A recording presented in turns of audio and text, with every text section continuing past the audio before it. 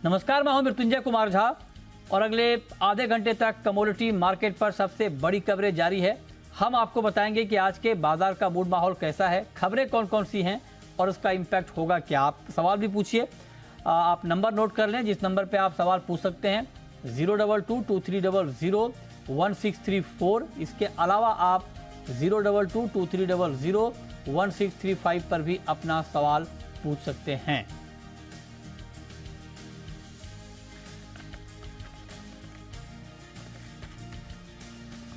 और सबसे पहले बात करेंगे बुलियन हॉलमार्किंग की खबर की। और बुलियन हॉलमार्किंग को लेकर साल के अंत तक, मतलब इस साल के अंत तक सहमति संभव है, ये खबर आ रही है। और सब कमेटी जो बनाई गई है, जिसकी 2 बैठकें हो चुकी हैं, वो जल्द अपनी रिपोर्ट सौंपेगी। पूरी डिटेल के साथ जी मीडिया संवाददाता अमरीश पांडे इस वक्त हमारे साथ जुड़े हैं। अमरीश, बताइए क्या है पूरी खबर बुलियन हॉलमार्किंग को लेकर।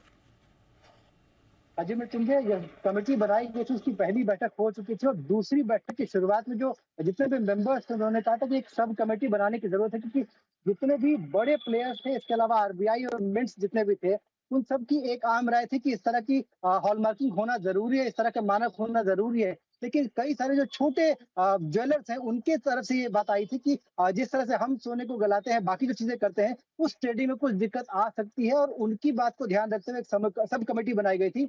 उस समय सब कमेटी ने 2 बैठकें की हैं और 2 बैठकों के बाद अब सरकार से ये कहा है कि हम जल्द ही आपको एक अंतरिम रिपोर्ट सौंपेंगे और वो जो अंतरिम रिपोर्ट होगी वो एक तरह का ड्राफ्ट होगा जिसपे कि सरकार आगे बढ़ेगी। बीआईएस उसी हिसाब से मानक तय करेगा और जो जानकारी हमें मिली है उसके अनुसार बीआईएस इस साल के अंत तक की जो ड्राफ्ट मानक है वो जारी कर सकता है। उसके कंसल्टेशन के बाद अगले साल यानी कि नए साल में 2024 में ये जो बुलियन के लिए मानक है वो लागू कर दिए जाएंगे। इंडस्ट्री के साथ जो कंसल्टेशन है उसकी प्रक्रिया पूरी हो चुकी है। अब सब कमेटी की रिपोर्ट का इंतजार है और इस रिपोर्ट के आधार पर मानक जो है बुलियन के लिए तय होंगे। तो कुल मिला के जो एक बड़ा तबका जो कि गोल्ड में इन्वेस्ट करता है, सिल्वर में इन्वेस्ट करता है, उनके लिए ये जानना आसान हो जाएगा, गोल्ड बार खरीदने वालों के लिए जानना आसान हो जाएगा कि आखिर ये किस स्टैंडर्ड का है, इसके मानक क्या है और उसके लिए जो पुख्ता इंतजाम है वो सरकार अपनी तरफ से कर चुकी है। हाँ, ये बहुत महत्वपूर्ण खबर है और जो दर्शक हमें देख रहे हैं वो इस बारीक बात को समझ लें कि बुलियन हॉलमार्किंग की बात हम कर रहे हैं। ज्वेलरी हॉलमार्किंग ऑलरेडी मैंडेटरी हो चुकी है और ये इम्प्लीमेंट भी बहुत तेज़ी से देश के अलग अलग ज़िलों में हो रहा है। ज्वेलरी के बाद बुलियन, मतलब बुलियन का मतलब ये हुआ कि जो आप गोल्ड कॉइन खरीदते हैं, जो गोल्ड बार खरीदते हैं, बिस्किट जो बड़े लोग मतलब बड़ी क्वांटिटी में अगर आप परचेज करते हैं, तो ये जो सारे बुलियन के आइटम होंगे इसकी भी हॉलमार्किंग होगी। अभी ज्वेलरी की हॉलमार्किंग को मैंडेटरी किया गया है। ज्वेलरी के बाद बुलियन मतलब गोल्ड आप किसी भी फॉर्म में खरीदेंगे तो उसकी हॉलमार्किंग की तैयारी भी चल रही है। बहुत शुक्रिया अमरीश आपका इस पूरी खबर के लिए। चलिए आगे बढ़ते हैं और अब रुक करते हैं दूसरी महत्वपूर्ण खबर का। और खबर ये है कि सरसों को लेकर हम लगातार बात करते हैं, लेकिन ताज़ा तस्वीर बेहतर नहीं है। बेहतर इसलिए नहीं है क्योंकि आप देखिए कि एमएसपी पर अब तक सरसों की सिर्फ 7% खरीद हुई है। और आंकड़ों को जरा समझिए, 113 लाख टन के आसपास इंडस्ट्री का अनुमान है कि उत्पादन होगा, 125 लाख टन सरकार का अनुमान है। इसके मुकाबले सरकार ने 25 लाख टन खरीद का टारगेट तय किया है, लेकिन खरीद हुई है करीब करीब 8 लाख टन की ही। और इसमें भी राजस्थान की जो स्थिति है वो ज़्यादा चिंताजनक है, क्योंकि राजस्थान सबसे बड़ा प्रोड्यूसर है मस्टर्ड का, सरसों का। और राजस्थान में आप देखिए कि 52 लाख टन उत्पादन का अनुमान है और उसके मुकाबले खरीद कितनी हुई है, 2,10,000 टन। कहाँ उत्पादन 52 लाख टन, खरीद 2 लाख टन। तो राजस्थान को लेकर चिंता कुछ ज़्यादा है। बाकी राज्यों में तो उत्पादन भी कम है और उसके हिसाब से प्रोक्योरमेंट कम है, तो ठीक है, लेकिन राजस्थान का आंकड़ा कुछ ज़्यादा चिंता पैदा करता है। राजस्थान ही इसको पटरी पर ला सकता है क्योंकि सबसे बड़ा प्रोड्यूसर मस्टर्ड का राजस्थान ही है। हमारे साथ 2 एक्सपर्ट हैं इस पर बात करने के लिए। हमारे साथ हैं अनिल छतर साहब हैं, ज्वाइंट सेक्रेटरी हैं मोपा के, मस्टर्ड ऑयल प्रोड्यूसर एसोसिएशन। बीबी मेहता साहब हैं, एग्जीक्यूटिव डायरेक्टर एसईए के। और साथ ही हमारे साथ बीरेन वकील हैं, पैराडाइम कमोडिटी के। अनुज गुप्ता आईएफएल के। अमरीश पांडे अभी जो जिनसे हम हॉलमार्किंग को लेकर बात कर रहे थे, ये भी बहुत महत्वपूर्ण खबर है, तो उसको लगातार हम ट्रैक करते रहेंगे। लेकिन जो मस्टर्ड वाली बात है ये थोड़ी चिंता करने वाली बात है। मेहता जी, आप जरा हमें ये बताइए सर, आप तो लगातार सरकार को अपना प्रेजेंटेशन भी देते हैं, आपकी बातचीत भी होती है, राजस्थान में सर ऐसा क्यों हो रहा है? इतना बड़ा प्रोड्यूसर स्टेट और ठीक से खरीद नहीं पा रहा है, कहाँ दिक्कत आ रही है सर, कहाँ मामला फंसा हुआ है? अरे इतने सारे एक्सपर्ट बैठे हैं, ओपनिंग बेसिस मेरे को क्यों बना दिया आपने? अरे सर आप सबसे एक्सपीरियंस हैं, सबसे बुजुर्ग भी हैं, मतलब उम्र वाइज भी, मतलब प्रोटोकॉल के तहत भी आप आपका पहला हक बनता है। नहीं, पहला तो एक समझ लीजिए, हम्म। जो मस्टर्ड क्या सिचुएशन है, तभी सोइंग का टाइम था, तभी 7,000 7,500 के था। हम्म। अभी जो है 4,900 5,000 के करीब चल रहा है, और साथ में किसान के घर में कम है। तो आज किसान बेचने को तैयार नहीं, साथ में मस्टर्ड के जो बायर है वो लेने को तैयार नहीं, इसके लिए कि आप 4,900 में उनको मस्टर्ड मिल रहा है, फिर भी लॉस चल रहा है। वो पेरेंट वो बोलता है कि मैं लेके लॉस क्यों करूं। इसलिए आज ऐसी सिचुएशन आ रही है कि यहाँ किसान बेचना नहीं चाहता है। खास करके जो आप राजस्थान के किसान की मैं बात करूं, राजस्थान में जो बड़े क्रशिंग प्लांट है वो भी लेने को, ये तो लेते तो कम ले रहा है। नहीं तो नॉर्मली सीजन में हो सकता है 2-3 महीने का आगे का स्टॉक है। अभी स्टॉक करने का लोग समझते हैं कि स्टॉक करने की कोई जरूरत नहीं, इतना बड़ा क्रॉप है, 115 लाख का क्रॉप है, 112-15 लाख का, प्लस 15 लाख का कैरी फॉरवर्ड है। तो कोई पूरे साल में आपको माल जितना चाहे मिलेंगे, इसके लिए स्टॉक नहीं करते। दूसरा, जैसे कि आप पहले भी आप भी जानते हैं, फ्यूचर ट्रेडिंग नहीं है। फ्यूचर ट्रेडिंग की भी एब्सेंस में थोड़ा बाइंग नहीं आता है। तो एक सही बात है कि मस्टर्ड का फार्मर बेचना नहीं चाहता और इंडस्ट्री लेना नहीं चाहती, और कैरी फॉरवर्ड होगा, और उसका एक होगा, इस सीजन लंबी चलेगी। और जैसे बताया कि 7 से 8 लाख टन का अभी तो लिया है, गवर्नमेंट का जो 25 लाख का टारगेट था वो कम है। अगर थोड़ा सपोर्ट कर ले और साथ में बफर क्रिएट कर ले, बफर का मतलब मैं ये कहना चाहता हूँ कि ये साल थोड़ा मानसून वीक है। अभी भी आप देखते हैं महाराष्ट्र का मानसून पहुंचा नहीं है आज, और लगता है कि ड्राई स्पेल हो सकता है बीच में, एल नीनो का फियर है। गवर्नमेंट बोलते हैं नियर नॉर्मल मानसून की बात कर रहा है, जब गवर्नमेंट खुद बोलते हैं नियर नॉर्मल है। यार एल नीनो का चांसेस हो सकता है, हो भी नहीं हो सकता है। तो उसके लिए भी जरूरी है कि अगर आपने 20-25 लाख का बफर स्टॉक किया, 10-15 साल पहले लगभग 20-20 लाख टन का बफर स्टॉक किया था, हाँ। तो अभी ये साल बफर स्टॉक कर ले तो एक फायदा ये होगा कि अगर बारिश कम हुई, क्रॉप कम हुआ, हाँ। तो उसका अभी आप रिलीज मार्केट में भाव ऊपर जा रहा है, मार्केट रिलीज करके अच्छा। मार्केट स्टेबल भी। अच्छा। हाँ जी ओके, सर। ठीक है, तो ये आपका एनालिसिस है। अनिल जी, आप जरा बताइए सर, आप तो राजस्थान से ही आते हैं और मोपा आपका बड़ा ऑर्गेनाइजेशन है मस्टर्ड का, आपके राज्य में ही कम खरीद हो रही है सर, क्या वजह आप देख रहे हैं? सर सबसे पहले तो आपको बिहार रत्न मिला, उसके लिए बहुत बहुत बधाई मोपा की तरफ से सर। बहुत बहुत शुक्रिया, बहुत बहुत शुक्रिया अनिल जी। जी। सेकंड ये क्या है, राजस्थान में इस साल 52 लाख टन के आसपास क्रॉप पैदा हुई है, और ऐसा नहीं है किसान नहीं बेचता है। अभी तक 55 लाख टन सरसों देश में आ चुकी है, तो किसान को तो बेचनी पड़ रही है। वो 4500 बिके, 4700 बिके, 4600 बिके, हर भाव में किसान बेच रहा है। देश का 60-65% किसान ऐसा है जिसको सीजन पे माल लाके बेचना ही पड़ता है, वो होल्डिंग नहीं कर पाता, उसको पैसे की जरूरत रहती है। रही सरकारी खरीद की बात, तो हो सकता है राजस्थान में कुछ वेदर डिस्टर्बेंस था, कुछ बारदाना आगे पीछे लेट आया होगा। मेरे ख्याल से अभी स्पीड थोड़ी सी राजस्थान में बढ़ी है, और नाफेड ने अभी टाइम भी बढ़ाया है, खरीद का 14 जुलाई तक कर दिया।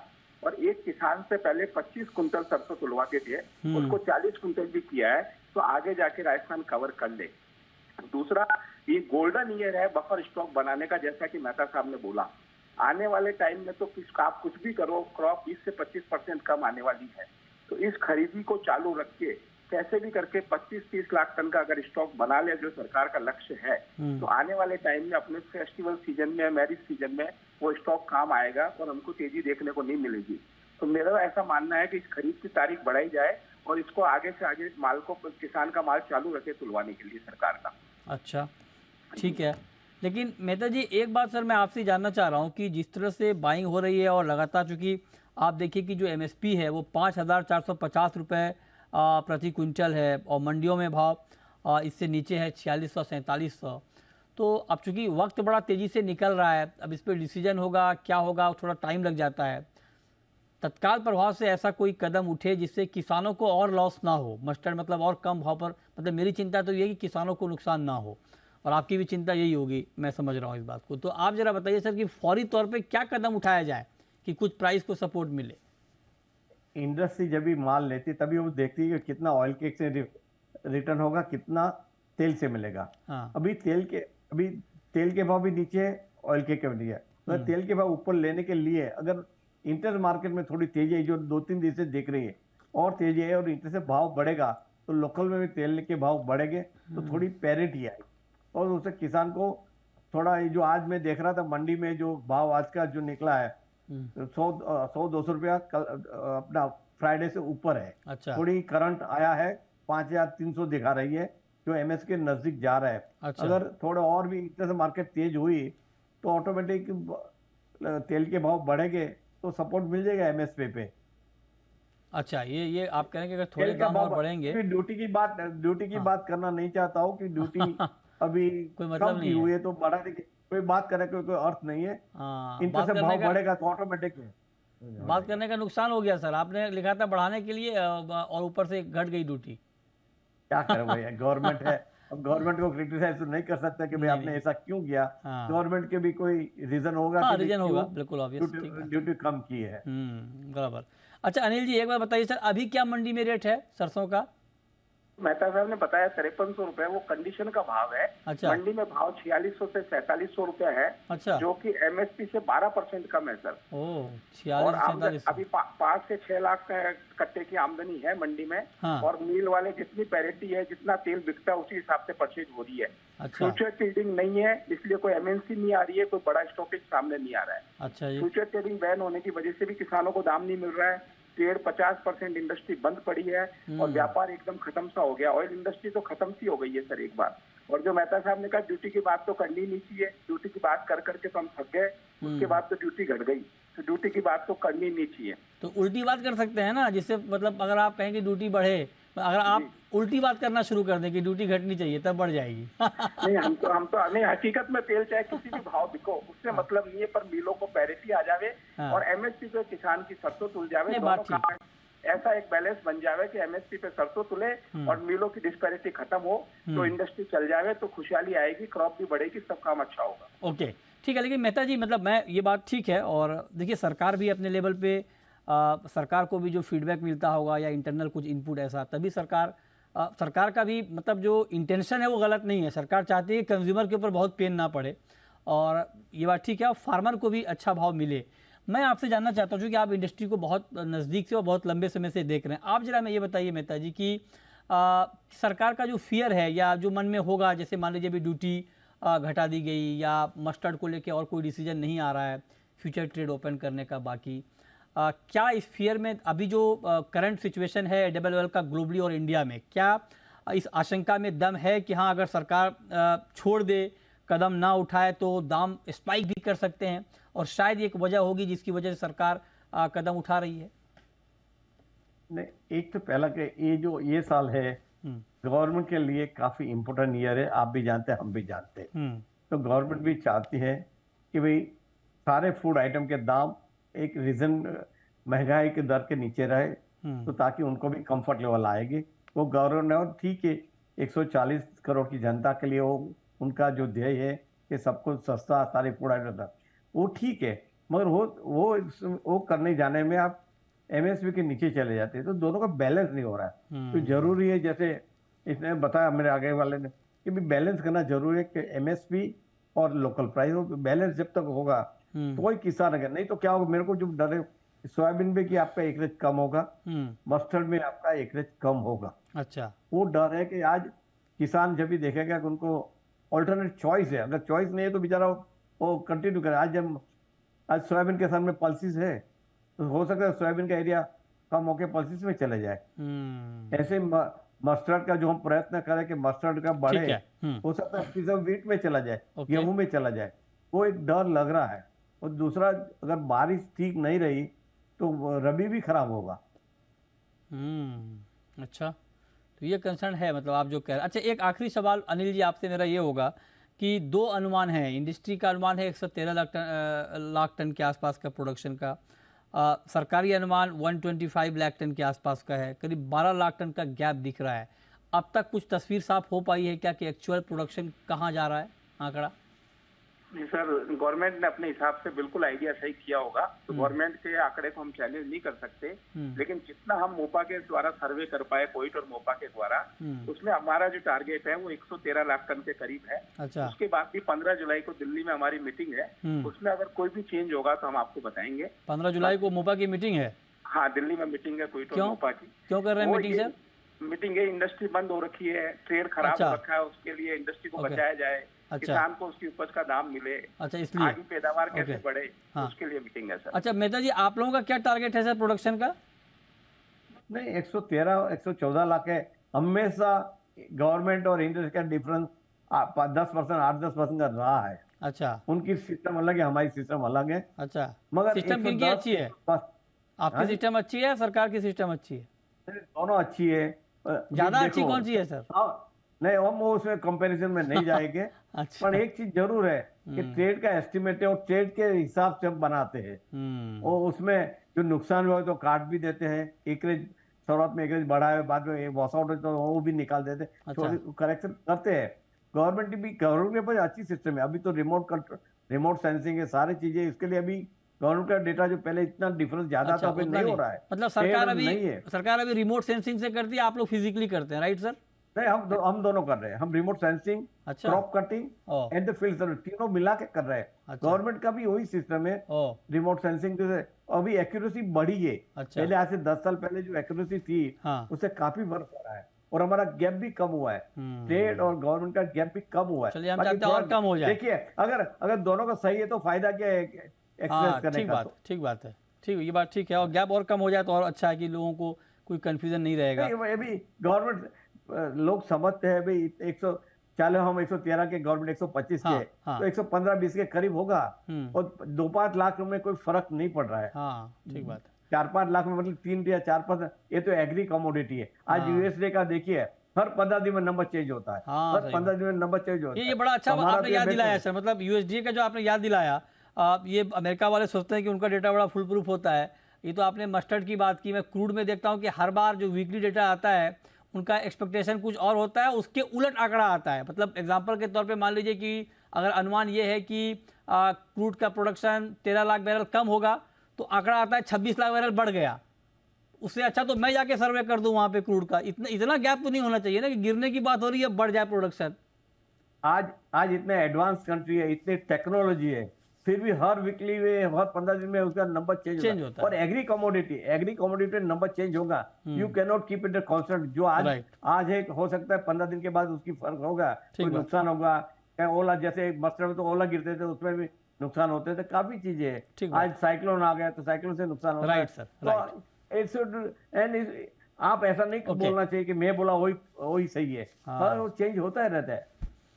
चलिए, बहुत शुक्रिया मेहता जी आपका और अनिल छतर जी आपका हमारे साथ जुड़ने के लिए, मस्टर्ड पर डिटेल एनालिसिस करने के लिए कि कैसे मस्टर्ड का मार्केट सुधरेगा, कैसे किसानों को अच्छा भाव मिलेगा, ताकि किसान मस्टर्ड की खेती से मुंह ना मोड़े। बहुत ज़रूरी है इस देश में तिलहन की खेती को बढ़ावा दिया जाए, क्योंकि हमारी डिपेंडेंसी इंपोर्ट के ऊपर बहुत ज़्यादा है। 60-70% हमें इंपोर्ट करना पड़ता है। जो हमारी खपत है, इंपोर्ट कम हो, उसके लिए बहुत ज़रूरी है कि तिलहन की खेती बढ़ती रहे। बहुत शुक्रिया। लेकिन आगे बढ़ते हैं, बात करते हैं जीरे की। जीरे ने आज और कमाल कर दिया है।